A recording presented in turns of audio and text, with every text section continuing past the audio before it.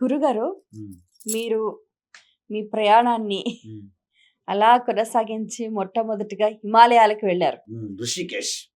ఋషికేశ్ వెళ్ళి, ఋషికేశ్ నుంచి హిమాలయాలకు వెళ్లారా? ఋషికేశ్ అనేది హిమాలయ ఫుట్ హిల్స్ దగ్గర ఉంది. అంటే ఓకే. ఋషికేశ్ నుంచే స్టార్ట్ అవుతుంది హిమాలయస్. ఓకే. సో అక్కడ నుండి నేను ప్రారంభించి అక్కడే అధ్యయనం చేసి కర్మయోగములను స్టార్ట్ చేసి దేవాలయాలు, టెంపుల్, గంగమయ్యి అన్ని ప్రార్థన పూజలు అన్ని స్టార్ట్ చేసి తర్వాత స్తోత్రము, ఆ తర్వాత అన్ని శ్లోకాలు, మంత్రాలు కొన్ని నేర్చుకొని అక్కడ నుండి ఉత్తర కాశీలో నేను ఎక్కువ టైం స్థిరపడ్డా. ఎంతకాలం అయింది గురుగారు సన్యాసాశ్రమం స్వీకరించి? నేను సన్యాసాశ్రమం అంటే నేను హిమాలయ వెళ్ళేటప్పుడు బ్రహ్మచారిగా వెళ్ళిపోయాను. No marriage. 2021లో I took my sanyasi diksha. మ్మ్. ఎక్కడ అనుకున్నారు? గోదావరి తీరం రాజమండ్రిలో తీసుకున్నా. కాదు, ఇటు హిమాలయాస్ ఎక్కడా, కాశీ ఎక్కడా, గోదావరి ఎక్కడా? అంటే నేను హిమాలయస్ వెళ్ళాను. మ్మ్. ఋషికేశ్లో మా గురువు గారు మొట్టమొదటిసారి నాకు తారసపడ్డారు. మా మ్మ్. గురువు గారి పేరు స్వామి తత్వవిధానంద సరస్వతి. మ్మ్. వారు తెలుగువారే, సైంటిస్ట్గా చేశారు కెమిస్ట్రీ. తర్వాత సన్యాసం స్వీకరించారు స్వామి దయానంద సరస్వతి వారి దగ్గర ఋషికేశ్. మ్మ్. అక్కడ ఒకసారి వారు నాకు దర్శనం కలిగింది వారిది. నేను అనుకున్నాను స్వామీజీ గారు కంప్లీట్ దక్షిణామూర్తి స్వరూపంగా నాకు అనిపించింది. దక్షిణామూర్తి అని నేను మీకు చెప్పలేదు. ఇంక మీకు నేను ఏదో జస్ట్ ఊరికి పైన మాట్లాడుతున్నాం మనం. We are not entered into the philosophy, really I am talking. So Swamiji గారు నా గురువుగా అప్పటి నుంచి అనుకున్నాం కాబట్టి నేను హిమాలయాల్లో అనేక పీక్స్ ట్రెక్కింగ్లు చేసే. తపోవనం 2-3 టైమ్స్ వెళ్ళాను. 2 టైమ్స్ వెళ్ళాను అనుకుంటా. తపోవనం అంటే కంప్లీట్ డీప్ హిమాలయస్. మ్మ్. అంటే గంగోత్రి నుండి లోపలికి గోముక్ నుండి లోపలికి వెళ్తే తపోవనం. ఎవరెవరు ఉంటారు అక్కడ? అక్కడ ఎవరు జనం ఉండరు. తపోవన్లు ఎవరు ఉంటారు? తపోవనంలో ఎవరు ఉండరు. 2-3 ఉంటారు అంతే. తపోవన్ జ్ఞానానంద. తపోవనం అంటే ఆల్మోస్ట్ ఆల్ మీకు ఒక 6000 మీటర్స్ హైట్ అనమాట. హైట్ హైట్ కొండ. హిమాలయస్ రీజియన్ లో. అక్కడ మీకు ఆక్సిజన్ కూడా సరిపోదు. ఆక్సిజన్ అందదు. మ్మ్. అది ఇంకా చలి విషయంలో కూడా -21, 22 మైనస్ లో ఉంటుంది. Oh my God. మనం ఎప్పుడు ఎక్స్పీరియన్స్ 35 ప్లస్ లో ఉన్నాం మనం. మైనస్ లో మీరు ఎప్పుడేం చూడలేదు. కాబట్టి ఈజ్ వెరీ డిఫికల్ట్ అనమాట. అక్కడ జీవించడమే పెద్ద తపస్సు. ఇంకా చేయడానికి ఏముండదు ఆ హిమాలయస్ రీజియన్స్. సో తర్వాత నేను కంప్లీట్గా ఫినిష్డ్ ఎంటైర్ ద ఓల్డ్ ప్రస్థాన త్రయం అంటారు. సనాతన ధర్మానికి మూల స్తంభాలు ఒక శాస్త్రం ఉంటుంది. ఏంటి? ఉపనిషత్తులు, బ్రహ్మసూత్రములు, భగవద్గీత.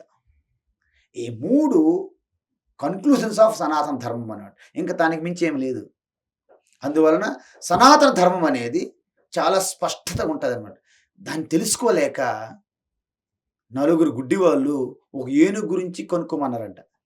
ఒకడేమో కాలు పట్టుకొని ఏనుగంటే స్తంభంలాగా ఉంటుంది అని రాశాడంట. ఆయన ఏనుగంటే ఎలాగ ఉంటుంది? ప్రతి స్తంభం చూస్తే ఇదే ఏనుగు అన్నాడంట. ఈ స్తంభంలాగా ఉంటుంది. మరి గుడ్డివాడు కదా, ఎలా చెప్తాడు మరి? నేను అనేది మనందరం ఈ నేత్రంతో గుడ్డివాళ్ళం కాదు, జ్ఞాన నేత్రం లేని గుడ్డివాళ్ళు మనం అంత అయ్యామంటున్నాం. అందుకే ఆ జ్ఞానాన్ని తెలుసుకోలేక ఇదే సనాతన ధర్మం అనేసుకుంటారు. తమిళనాడులో ఒక అతను ఉన్నాడు, కుల వ్యవస్థలు, ఈ అంటరాంతనమాలు ఏవి ఉన్నాయి, ఇదంతా సనాతన ధర్మం కాబట్టి దీన్ని నాశనం చేయాలన్నాడు. ఆడు గుడ్డివాడే కాదు, జ్ఞాన నేత్రం లేని గుడ్డివాడు అంటున్నాను. ఈ నేత్రాల గురించి నేను మాట్లాడట్లే, జ్ఞాన నేత్రం గురించి మాట్లాడుతున్నా. ఇప్పుడు మనకి ఒక లా టర్మ్స్ మనకు తెలియవు. డాక్టర్ దగ్గరికి వెళ్ళామంటే వాళ్ళ ప్రిస్క్రిప్షన్ అర్థం కాదు. మన జ్ఞాన నేత్రం గుడ్డి వాళ్ళమే. ఆయన ప్రిస్క్రిప్షన్ రాస్తాడమ్మా డాక్టర్, మీకు అర్థం కాదు. మీకు తెలియనట్టే కదా, చూస్తే మాత్రం అర్థం కాదు కదా, ఏమి లాభం? అంటే ఆయనకి ఆ మెడికల్ నాలెడ్జ్ జ్ఞాత్రం ఉన్నది, మనకు లేదు అని అర్థం. ఇది కూడా మనిషి అస్తిత్వం. అసలు ఒరిజినల్గా మీరెవరు? మీరు నిజానికి పరమాత్మ స్వరూపమే. మరి నేను మనిషి అనుకుంటాను, నేను తల్లిని కదా, నేను ఒకళ్ళ భార్యను కదా, ఒకళ్ళ బిడ్డను కదా. నువ్వు అనుకుంటున్నావు, నేనేం చేస్తాను? అది నిజం కాదని చెప్తుంటే నువ్వు అనుకుంటున్నావు, నిజం ఏం చెప్తుంటే మీరు నమ్మట్లేదు. ఇంకా అర్థమవుతుంది కదా. సో యావత్ ఈ యొక్క వాస్తు, జ్యోతిష్యాలు ఇవన్నీ కూడా వ్యావహారికంలోనే సత్యాలు. వీటన్నికి అతీతంగా వెళ్ళారనుకోండి ఇంకేం ఉండదు. ఆత్మజ్ఞానం. ఆత్మ అంటే మీరెవరు? మీ స్వరూపమే. ఒక కుండ ఉన్నదమ్మా, కుండ. నేను ఒకసారి చెప్పా కుండకి, కుండ ఏడుస్తుంది. నేను పాత కొండని, నేను పనికిరాని కొండని, అందుకే నాకు మూల పెట్టేశారు అని కుండ ఏడుస్తుంది. ఆ కుండకు అన్నాము, ఏ కుండ, నీ స్వరూపం కనుక నువ్వు తెలుసుకుంటే నీకు ఈ బాధ ఉండదన్న. నా స్వరూపం ఏంటి స్వామి? మట్టి. మరి ఎక్కడికి వెళ్ళాలి? తెలుసుకోవడం ఇంకెక్కడికి వెళ్తావు? కాశీ వెళ్ళింది కొండ. కాశీ తీర్థయాత్ర చేసి 9 రోజులు పడుకుని, ఎందుకంటే మన ప్రవచనకారులు చెప్తారు 9 రోజులు పడుకుంటే నీకు ఇంక మోక్షమే.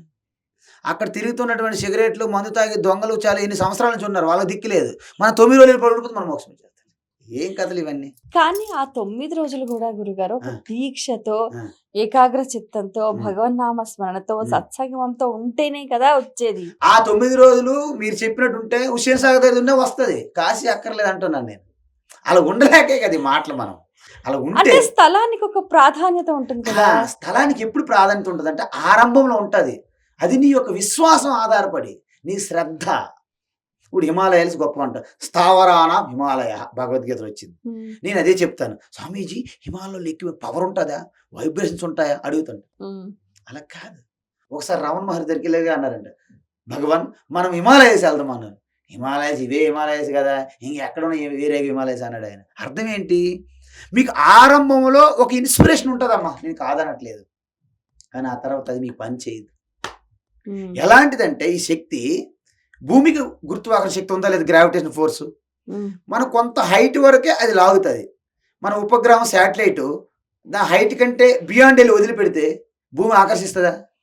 ఇది అలాంటిదే. ఈ వ్యవహారము ఇవన్నీ కూడా గురుత్వాకర్షణ శక్తి లాగే మనం లాగుతుంటాయి.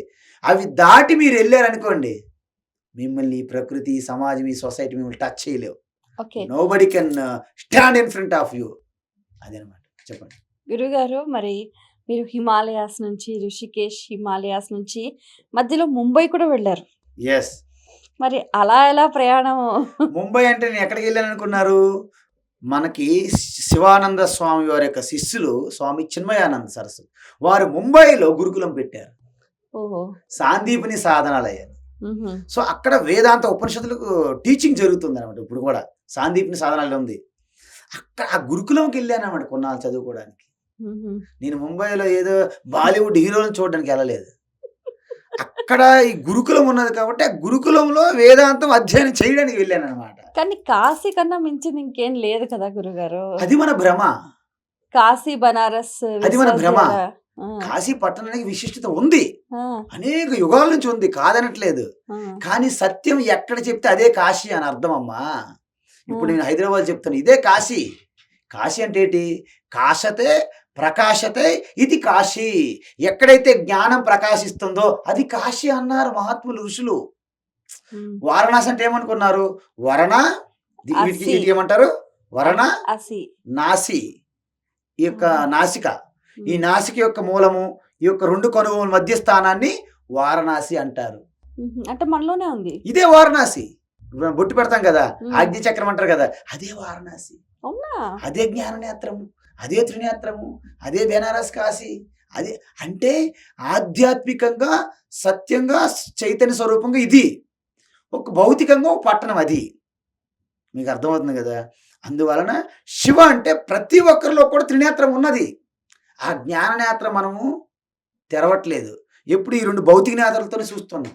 చూపెట్టిన దేవుడు, చూపెట్టిన దేవుడు, ఏట దేవుడు చూపెడతాడు. ఇప్పుడు ఉప్పు ఉంది, ఒక గ్లాస్ని వాటర్ తెచ్చాం, ఉప్పు దాంట్లో వేసాం. మీరు చూశారు ఉప్పు ఉంది, ఉప్పు వేసాను లేదమ్మా? వేసారు. నేను పక్క తీసుకెళ్ళి బాగా కలిపి నీళ్ళు తీసుకుని వచ్చాను అనుకో, ఉప్పు చూసి చూడండి, చెప్పండి, మీరేమంటారు? ఉప్పు లేదంటారా? మురుపు ఉంది ఎలా తెలుస్తుంది మీకు? కంటితో తెలుస్తుందా? ఎలా తెలుస్తుంది? రుచి.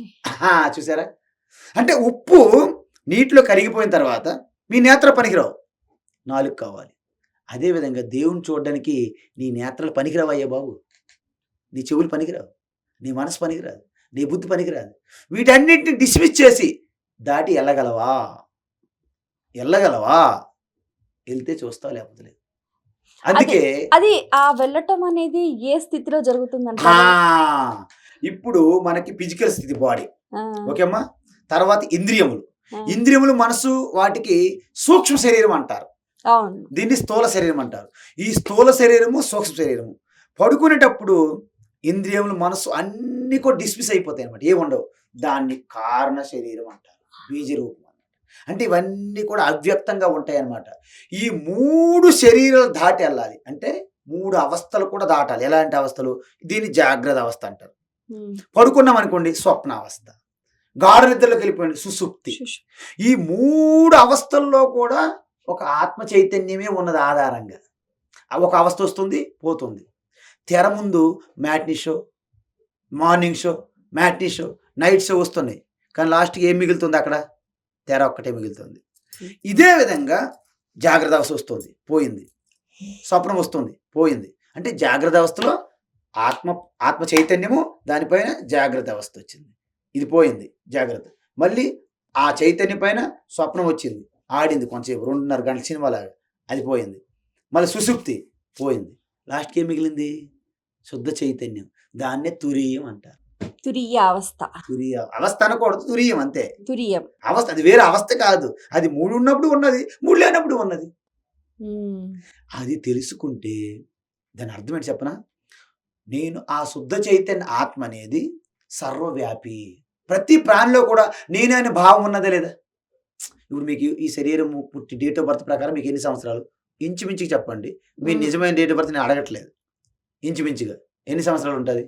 అంచనా ప్రకారం, జస్ట్ అంచనా ప్రకారం చెప్పండి ఊరికే. లేదు గురుగారు. ఇప్పుడు ఉదాహరణ తీసుకుని చెప్పేయండి.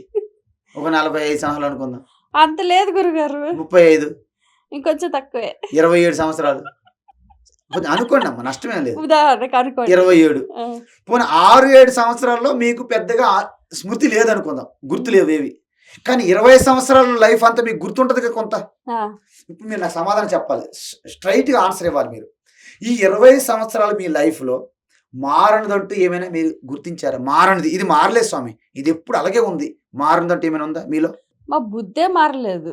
అరే రామా, బుద్ధి నిరంతరం మారిపోతుంటది. బుద్ధి అంటే ఏంటి? ఆలోచనలు. ఆ, ఆలోచనలు చేసేదే బుద్ధి. మీ ఆలోచనలు ఎప్పుడు మారిపోతున్నాయి కదా, మీ మనసు మారిపోతుంది కదా, మీ యొక్క రక్తము, మీ యొక్క మజిల్స్, మీ సైజు, మీ వెయిట్, మీ హైట్, మీ కలర్, అన్ని, మీ యొక్క జుట్టు మొత్తం మారిపోతున్నాయి కదా. మీ ఇష్టాలు, అలవాట్లు, మీ మిత్రులు మారిపోయి శత్రువులు, శత్రువులు మారి మిత్రులు, అన్ని మారుతున్నాయి లేదా? మీ డ్రెస్ అన్ని మారిపోతున్నాయి లేదా? మారంది ఏముందా మరి? ప్రపంచం. ప్రపంచం నిరంతరం మారుతుంది, ప్రవాహం గంగా నీరులాగా. మారదు ఏంటి తెలుసా?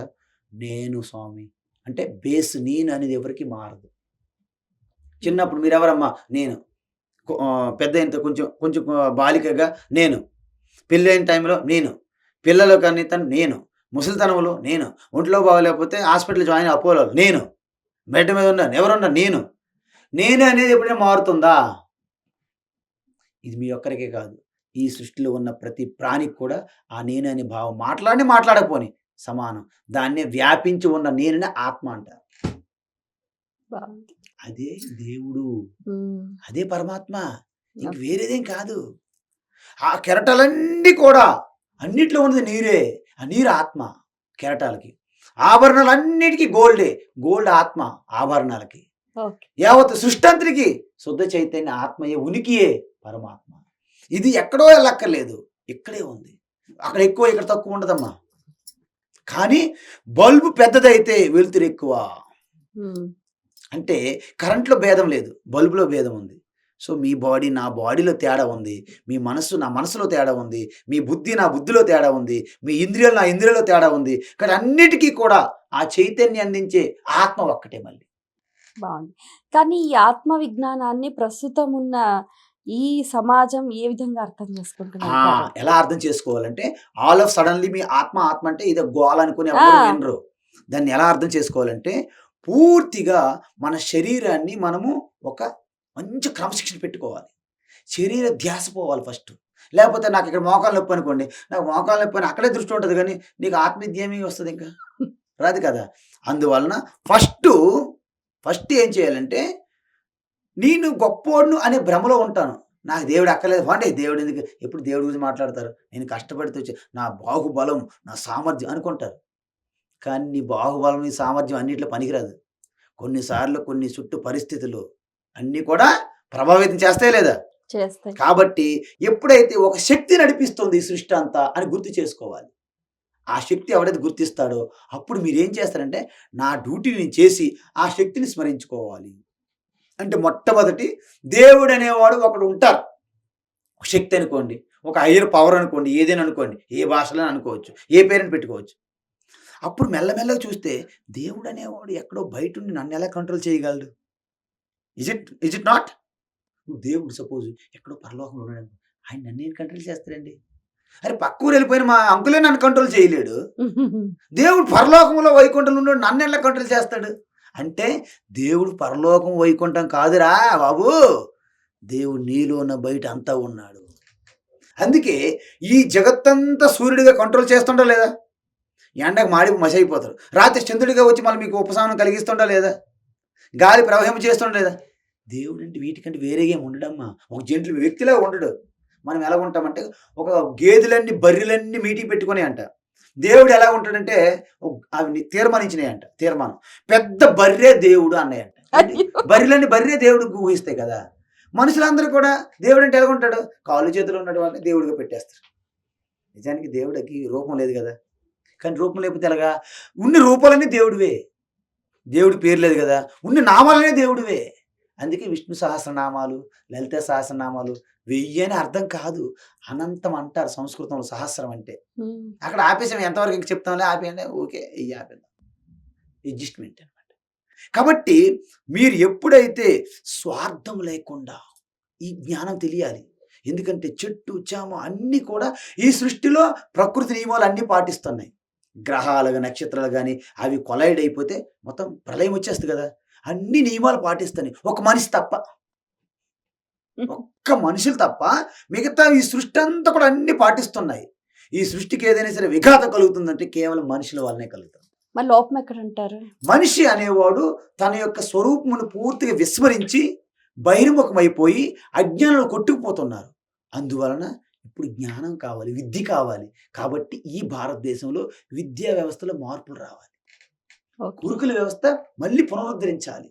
ప్రతి ఆడపిల్ల మగపిల్లలకి 12 సంవత్సరాల బ్రహ్మచర్య దీక్షతో కూడినటువంటి విద్య అందాలి.